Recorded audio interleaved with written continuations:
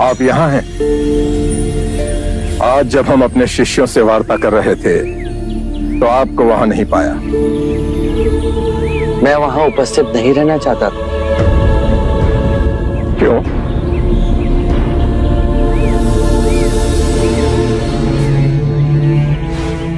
आप अपने शिष्यों को संबोधित कर रहे थे। यदि स्वाभाविक कोई प्रश्न मेरे मन में जागता तो आपके शिष्यों के सामने उसे पूछना आपको दुविधा में डाल सकता था। परंतु यहां तो एकांत है। अब हम वार्ता कर सकते हैं। कृपा करें। आप दुख के संबंध में कुछ कह रहे थे। क्या आप ये मानते हैं कि दुख सत्य है? क्या आप ये भी मानते हैं कि दुख के कारण भी है? हाँ। यदि कारण है तो दुख तो रहेगा,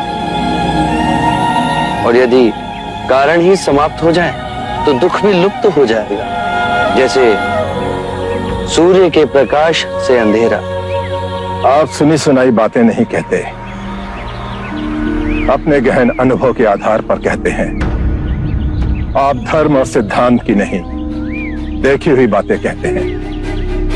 आपने कहा कि मुक्ति का मार्ग है अपने विवेक को जगाना और गूढ़ ध्यान में लिप्त हो जाना, जिससे मनुष्य स्वयं को और इस संसार को भली भांति समझ सकता है।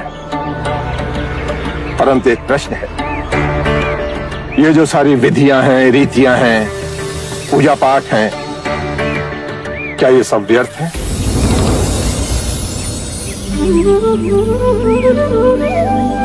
यदि कोई व्यक्ति इस नदी के दूसरे किनारे पर जाना चाहे तो वो क्या करे?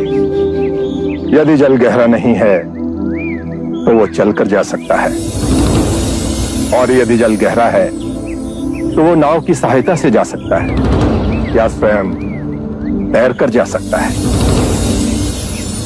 यदि वो चलना ना चाहे और ना ही तैरने को तैयार हो और ना ही नाव ले जाने को तैयार हो, और वो कहे कि मैं प्रार्थना करता हूं इस नदी का दूसरा किनारा स्वयं चलकर मेरे पास आ जाए, तब तो ऐसे व्यक्ति को मूर्ख कहेंगे, महामूर्ख।